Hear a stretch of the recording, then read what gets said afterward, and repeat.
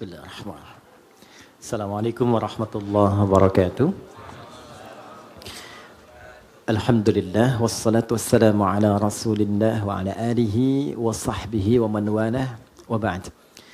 Teman-teman, tanpa kecuali yang pertama kita mengawali dengan bersyukur kepada Allah Subhanahu wa taala yang telah memilih kita untuk berada di tempat ini guna mempelajari sebagian dari tuntunan agama kita. Semoga keberadaan kita yang terpilih oleh Allah berada di sini di tengah kesibukan beraktivitas memberikan keberkahan lebih kepada kita semua dan mengantarkan kita pada kebahagiaan yang menyukseskan. Itulah kuncinya kenapa di setiap pembuka itu seringkali ada keluar kata Alhamdulillah. Jadi secara psikologi ketika diteliti, syukur itu lebih sering menghadirkan kebahagiaan. Nah sekarang yang kurang dalam kehidupan itu seringkali adalah kebahagiaan. Dan kebahagiaan itu diingatkan oleh Allah itu 5 kali dalam sehari.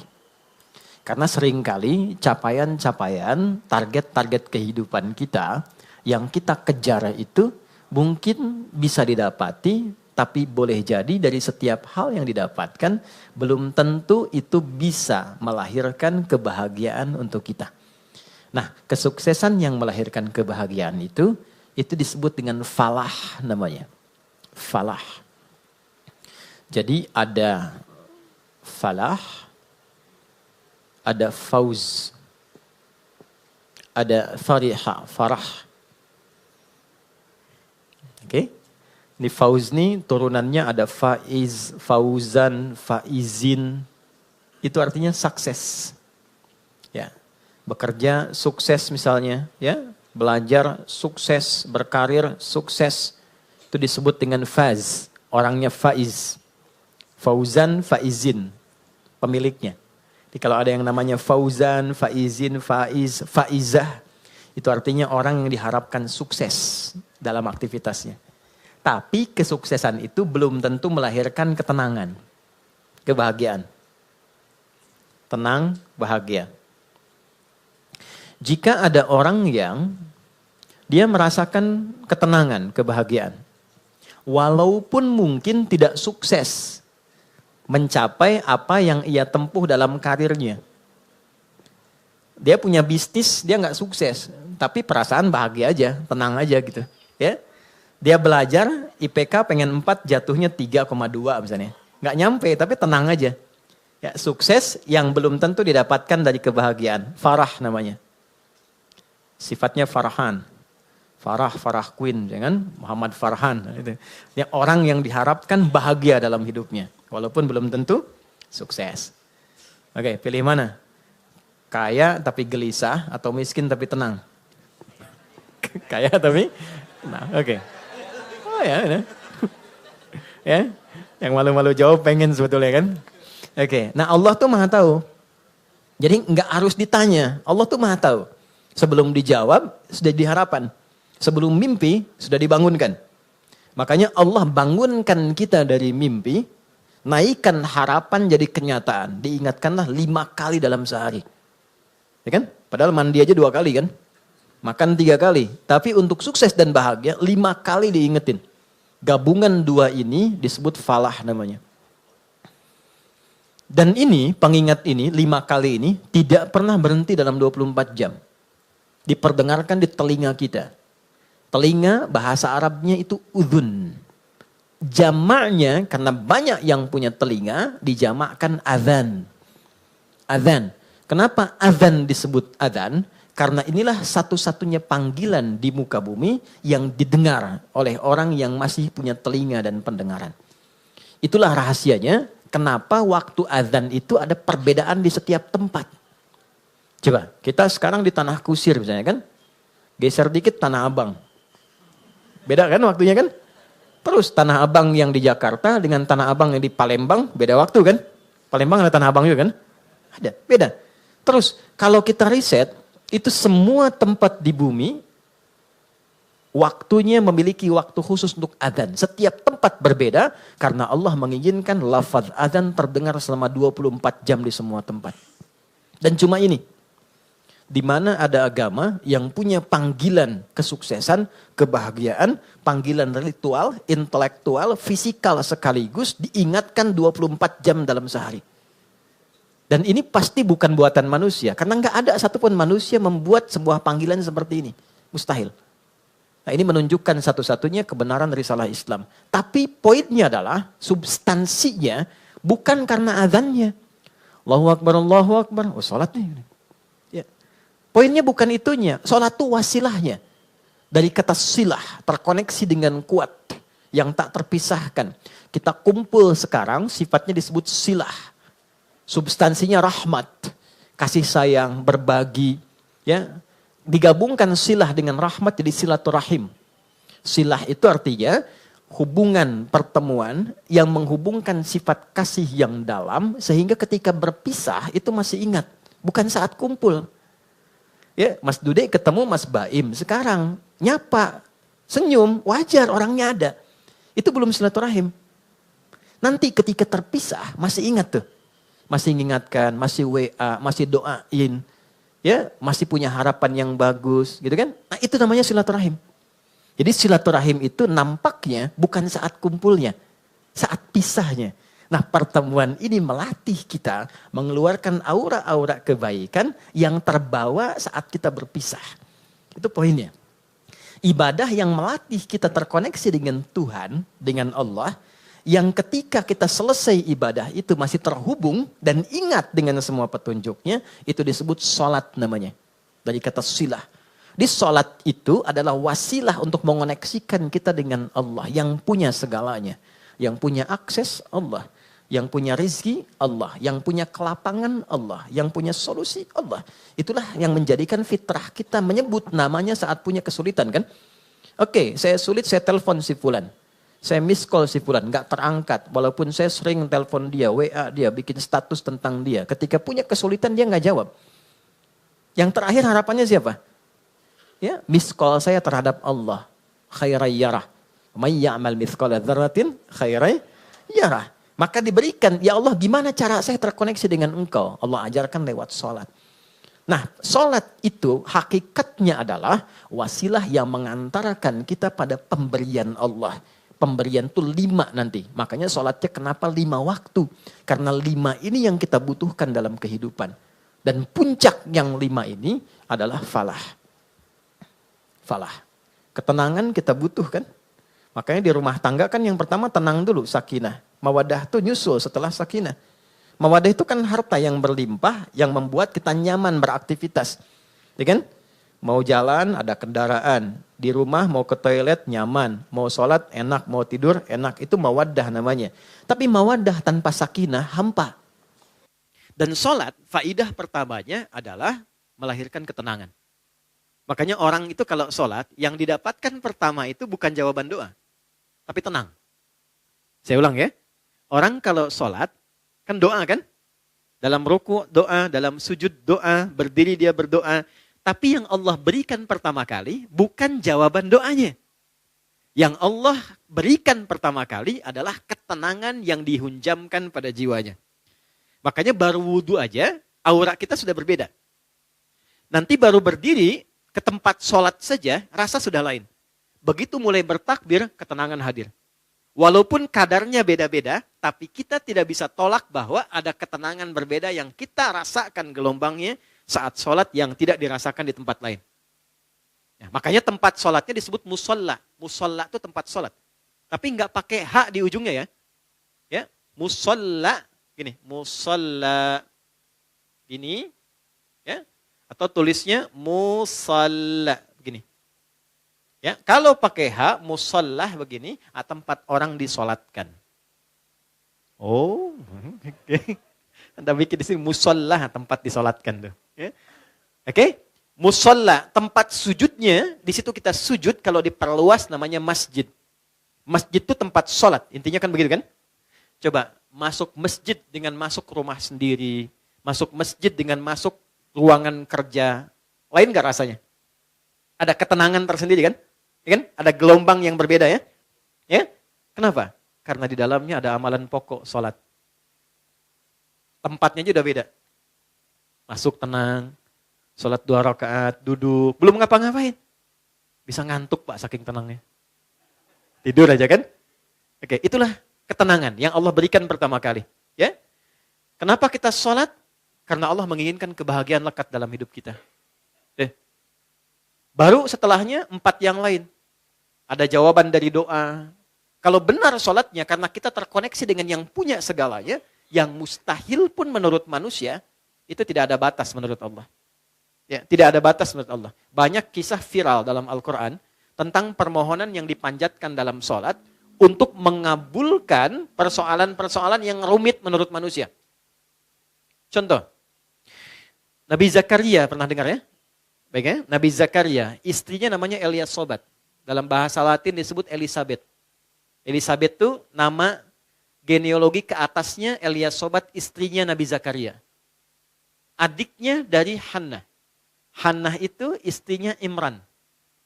Imran dengan Hannah menikah, kemudian mengandung Hannah, Maryam. Dalam kandungan Imran meninggal. Nanti Hannah melahirkan Maryam, Maryam nanti Bunda Maria melahirkan Isa alaihissalam. Oke. Maryam punya tempat khusus untuk ibadah, diberi nama mihrab. Salatnya di situ. Salat di situ. Maka di dalam salat itu tempat menjadi berkah. Secara singkatnya Nabi Zakaria mencoba menunaikan salat di tempat itu. Dalam salatnya minta sama Allah berdoa. Doanya apa?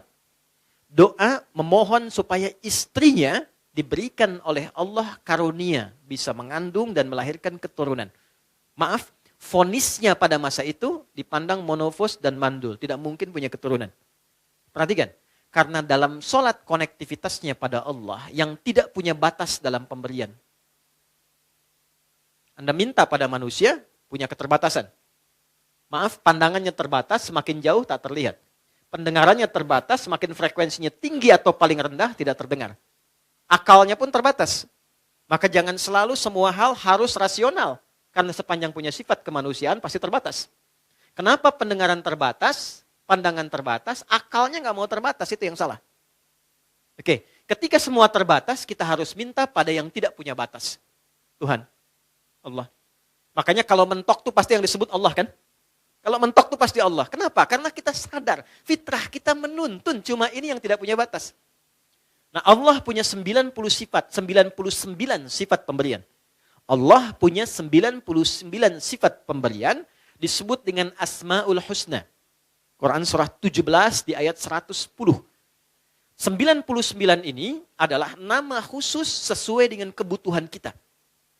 Jadi nggak harus semua dibaca. Butuh rizki, sebut ya Allah, ya Razak. Butuh ilmu, ya Allah, ya Alim. Punya masalah, pengen solusi, ya Allah, ya Al-Fattah. Pengen kesabaran ditambah, ya Allah, ya Sabar. 99. Qulid Allah, sebut namaku, kata Allah. Awid Ar-Rahman, kalau sedang dalam lukanya, sebut ya Rahman yang maha lembut, yang maha kasih. Engkau yang memilih aku jadi hambamu. Engkau yang mengasihiku. Ya Allah, dengan kelembutan dan kasihmu tuntaskan masalahku. Rahman. Ayyamma tad'u, tapi kalau engkau tahu, falahul asma'ul husna. Pilih nama sesuai kebutuhanmu. Maka Nabi Zakaria memilih satu nama Allah sesuai dengan sifat yang dibutuhkan. Wahhab, pemberi tanpa batas. Karena orang mengatakan ada batasan, maka dipilih nama ini tanpa batas. Kalau meminta dengan nama, sebut ujungnya hab. Makanya sering kita minta, Rabbana hab lana min azwajina. Karena beliau khusus minta, ya untuk dirinya, untuk istrinya, maka beliau katakan, Rabbi habli. Kan? Hunalika da'a Zakaria Rabbah, qala Rabbi habli min ladunka dzurriyyatan thayyibah, innaka sami'ud du'a.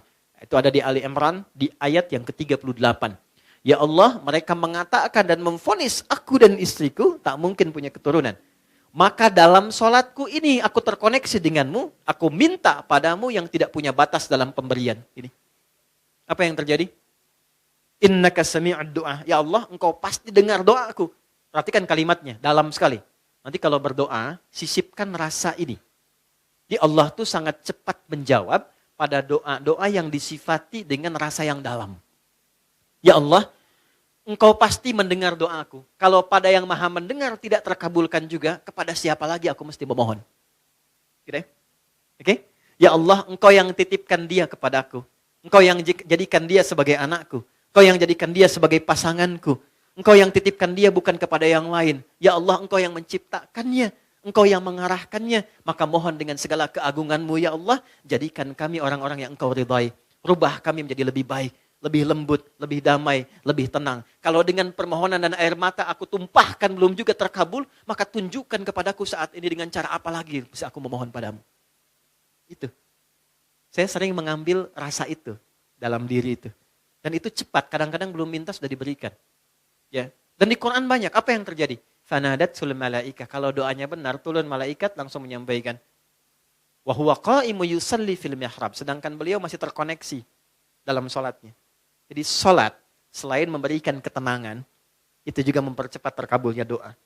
Doa yang bagaimana yang cepat dikabulkan? Yang didahului dengan ketenangan.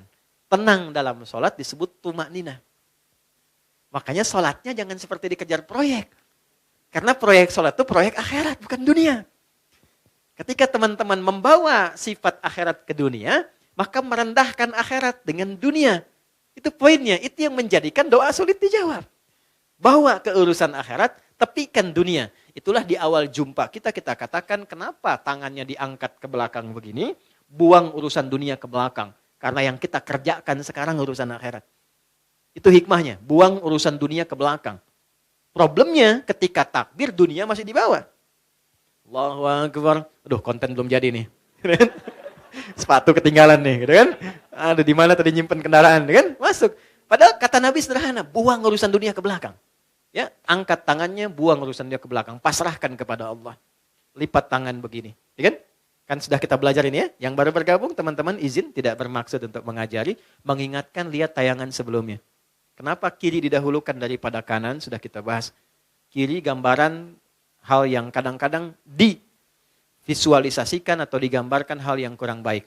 Aliran kiri, tangan kiri, pekerjaan kiri kadang kurang bagus kan ya gambarannya. Maka kanan gambaran yang baik. Asal sholat itu asalnya begini. Tidak bersedekap. Terjadilah satu peristiwa, seseorang pernah berbuat salah. Kesalahannya fatal. Lalu ia datang mengadu pada Nabi untuk konsultasi.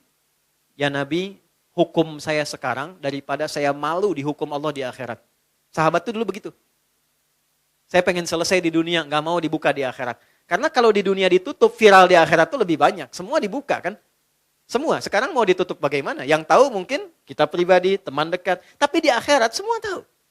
Oh gitu Adi Hidayat. Kelihatannya baik. Tapi dibuka satu-satu. Diperlihatkan. Ya, yang baik, yang buruk dibuka. Makanya visi sahabat, saya tidak mau di akhirat dibuka karena viralnya makin luas. Pengen diselesaikan di dunia. Jadi ketika Nabi akan sholat, datanglah orang sahabat ini, tidak disebutkan namanya. Kalau tidak disebutkan, perhatikan rumusnya ya, di tafsir, Quran dan hadis, kalau ada kejadian, tidak disebutkan siapa orangnya, kapan kejadiannya, tapi viral perbuatannya, ini ingin menunjukkan kesan bahwa perbuatan itu akan berpotensi lagi terjadi di masa depan dengan sosok yang berbeda, tapi dengan substansi yang serupa. Ya. Dia berbuat salah, kita pernah salah nggak? Pernah. Ya? Ada orang dulu gibah, pernah gibah nggak orang sekarang? Bahasa sekarangnya gosip, ya kan? Oke, mencela dulu ada, sekarang ada nggak yang mencela? Ada, tapi kan nggak disebutkan siapa dulu yang pernah mencela. Artinya celaan itu akan terjadi lagi di masa depan. Ya, masalah dengan kawan, masalah dengan tetangga, masalah suami istri, masalah dengan anak, masalah dengan ibu mertua. Nggak pernah disebutkan siapa tokohnya, tapi suratnya ada, ayatnya ada. Untuk memberikan kesan kalau terjadi, begini cara menyelesaikannya. Maka dia katakan, ya Rasulullah, hukum saya salah. Hukum saya salah. Tibalah waktu sholat. Kata Nabi, kita sholat dulu, nanti habis sholat, baru kita selesaikan. Maka saat sholat itulah turun Quran surah ke-11, Hud. Ayat 114. Aqimis sholata tarafain nahar, wa zulafam minal lail. Perhatikan, ini indahnya. Innal hasanati yudhibnas sayyi'at. Tunaikan sholat, jangan tinggal. Tunaikan sholat, jangan pernah tinggal. Yang 5 waktu itu. Apa yang dahsyat dalam sholat itu? Allah lompat dulu untuk menghibur hati kita. Gak ada orang yang tidak pernah salah, kata Allah. Ya, kecuali Nabi Rasul yang dijaga dari kesalahan, namanya maksum. Di sepanjang bukan Nabi, sepanjang bukan Rasul, pasti salah. Jadi percuma menuntut seseorang itu untuk selalu benar. Karena sifat manusia pasti salah. Ya kita turunkan babnya ya. Ya, saya ambil contoh. Kami baru pulang dari Mekah, dari Madinah. Terus kita belajar tuh di pelataran Masjid Nabawi, Masjidil Haram. Saya tarik sedikit aja ya, tarik sedikit aja. Nabi itu mengajarkan fikih parenting dengan keluarganya, itu begitu indah. Nggak ada ketegangan, nggak ada kegaduhan, dan rata-rata canda. Makanya saya ngobrol dengan beberapa teman, saya bilang, kenapa sekarang kalau orang belajar parenting serius banget? Bawaannya tegang melulu gitu. Ini kewajiban suami, ini kewajiban istri, ini neraka, ini surga. Padahal yang ditampilkan oleh Nabi, kebanyakan 85%-nya itu canda semua. Karena memang kehidupan rumah tangga itu kehidupan bercanda. Laibun walahun. Canda. Saya teman-teman, kalau di rumah, itu seriusnya sama istri dan anak cuma dalam 3 hal. Sholat, Quran, kedua jangan maksiat. Jangan bohong, 1. Itu. Yang lainnya, turunan-turunannya. Lebihnya canda. Anda boleh tanya sama istri saya. Kalau beliau tanya, istri saya tanya, pasti saya plesetin canda semua. Canda semua. Anak-anak canda semua. Itu semua canda. Kenapa? Karena kehidupan rumah tangga itu gak serius-serius amat. Karena si amat pun tidak serius. Banyaknya canda. Contoh gini. Istri Nabi ada berapa? 9. Ada yang lain? Jangan khawatir ya, saya gak bahas bab poligaminya, tenang aja. Oke ya. Si Nabi 9 yang berkehidupan, 11 dengan beliau, 1 yang milkul yamin. Ya. Pembahasan detailnya nanti. Singkatnya begini. Dari sekian itu kenapa Nabi diizinkan menikah lebih daripada 4 istri? Kenapa diizinkan? Saya sering sampaikan. Maaf ini rahasianya teman-teman. Karena seluruh istri Nabi itu mewakili semua karakter perempuan di muka bumi. Itu rahasianya. Jadi nanti ada yang suka mengajar, suka belajar dan mengajar, ikuti Sayyidah Aisyah. Ada yang suka fashion, ada perempuan suka fashion ada. Nanti modelnya Sayyidah Zainab. Ada yang suka bikin kue. Itu Sayyidah Saudah binti Zam'ah. Yang bikin kue ini usianya udah 70 tahun ke atas. Sepuh. Tapi gak pernah Nabi masuk ke rumah beliau, ke kamar Sayyidah Saudah itu di samping Sayyidah Aisyah. Jadi kalau ini yang kubah hijau itu di atas ya. Kubah hijau ke bawah kan ada kamar ya. Ini kamar Sayyidah Aisyah, ini kamar Saudah binti Zam'ah. Sayyidah Saudah binti Zam'ah. Ini sudah sepuh. Hobinya bikin makanan. Nabi pulang, sedang bikin adonan tepung. Itu tepung adonannya dicolek oleh Nabi, kemudian dicolekkan di kedingnya dan ketawa bersama. Kalau bahasa kita tuh panggil sayang. Sayang apa kabar? Masih ketawa. Ya, kapan kakek nenek kita tuh panggil sayang pada pasangannya tuh? Anda bisa kebayang nggak? Jadi semua masuk ke rumah itu semua hiburan. Ada istri Nabi yang senang curhat, ada. Kalau ke rumah tuh cerita, kan? Ada hadis di Al-Bukhari panjang banget. Panjangnya itu cuma satu intinya. Suami mendengar curhat istri. Dan gak pernah dipotong, didengar aja. Karena tahu 8 jam ditinggal, 12 jam ditinggal itu pasti ada sesuatu yang dipendam. Jadi Nabi selesaikan dengan mendengar aja, gak pernah dipotong, dengerin ya terus. Ya, istri kan prinsipnya cuma satu, ya, gak pernah menginginkan suami merasa benar. Gak pernah berharap begitu, cuman tolong pahami, merasa bersalahlah sekali gitu ya. Ini, gak apa-apa, dengerin. Itu ada hadis di Al-Bukhari panjang, dengarkan. Jadi ternyata begitu keluar cerita itu, itulah sakinah. Tenang gitu. Nah itu fikih sederhana dan dalam dengar itu canda. Kadang dialog, kadang canda. Makanya kehidupannya itu yang harmoni yang kita dapatkan. Gak terlalu serius. Nah itu yang saya maksudkan, hal-hal yang kita bisa tampilkan dalam Al-Quran dan kuncinya di mana? Sholat. Makanya semua kisah viral dari istri Nabi itu selalu menyoroti sholatnya Nabi. Itu poinnya. Di sholat tuh bikin tenang. Sholat bikin bahagia. Sholat bikin terkabulnya doa. Gitu. Bukan cuma es krim. Ustaz punya hadiah nanti.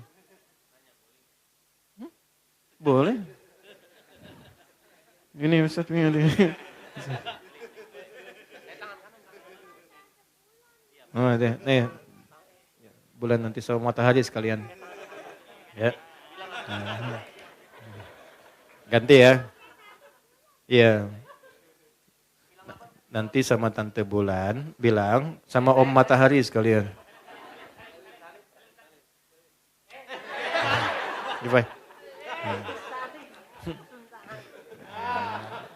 Alhamdulillah.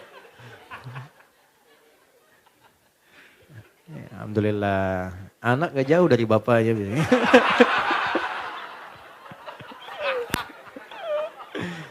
Insya Allah baik. Saya senang anak-anak. Sangat-sangat senang. Jadi saya tuh gak pernah komplain tentang anak-anak. Apa aja, kalau di kajian ada ini, enggak marah saya. Apa? Karena mereka belajarnya di situ. Itu poinnya. Tolong jangan marah sama anak. Pesan saya, jangan marah sama anak. Sederhana, karena mereka belum dihisab. Anda dihisab. Kan tidak lucu yang dihisab marah pada yang belum dihisab. Kan? Anak tuh kalau salah, Allah nggak marah karena dia sedang belajar. Jelas? Masa Allah yang Tuhan tidak marah pada yang tidak dihisab? Kita yang bukan Tuhan marah pada yang tidak dihisab dan kita dihisab. Gitu. Jadi kalau anak itu ada sesuatu yang berbeda, yang pertama dilakukan istighfar dulu. Karena anak hanya mendengar dan melihat apa yang dia lihat dan dia dengar. Lalu setelah itu mohonkan kepada Allah kebaikan. Biasanya kalau orang tua itu sudah memulai dengan kebaikan, itu langsung anak tanpa diminta jadi baik. Itu rumus. Jadi kalau pengen anak itu soleh, kuncinya satu. Orang tuanya memperbaiki diri menjadi baik. Itu langsung gak diminta jadi baik. Itu udah pasti. Rumusnya udah begitu. Ayatnya banyak di Quran. Ya. Naik sini lagi. Ini sholat. Jadi sholat yang baik membuat kita lebih tenang.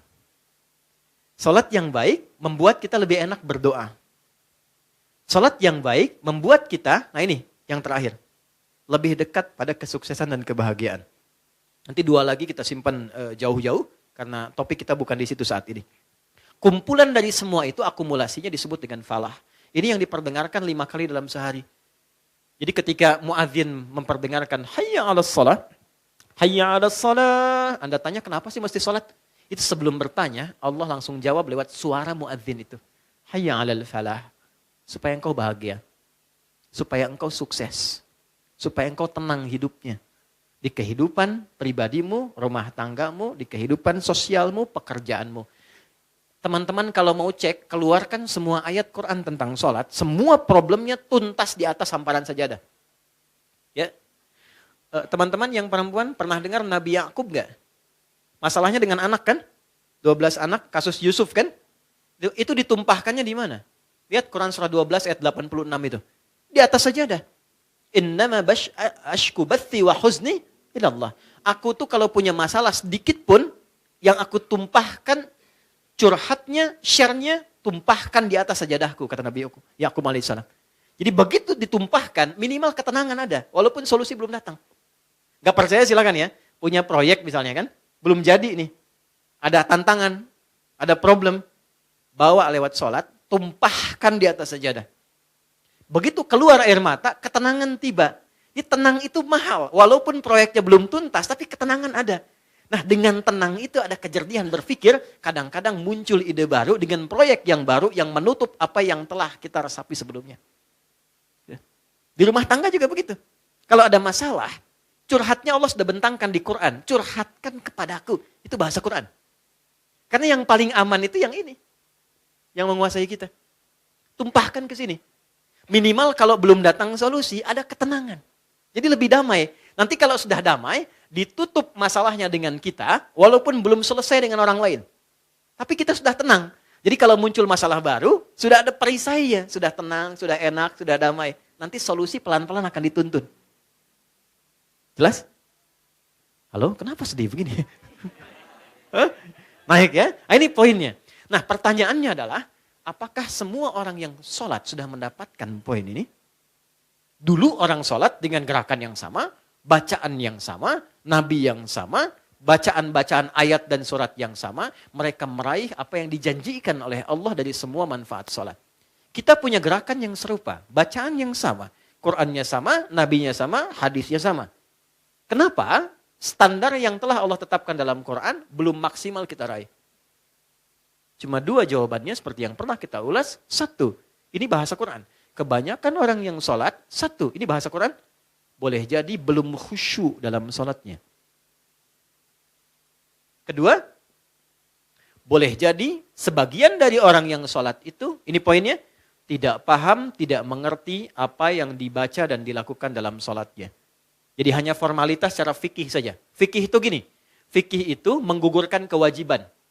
Jadi tidak ada tuntutan mesti paham dalam sholat. Kalau kita bacakan benar secara rukun, benar kemudian secara panduan, awal sampai akhir, keguguran dari kewajiban selesai. Artinya kewajiban selesai ditunaikan. Nggak ada dosa. Tapi kalau kita paham, kenapa mesti takbir? Kenapa kakinya begini? Kenapa tangannya begini? Kenapa doanya ini? Nanti dapat tambahan keberkahan namanya. Namanya hikmah. Hikmah dari sholat itulah yang menuntun kita mendapatkan poin-poin tadi.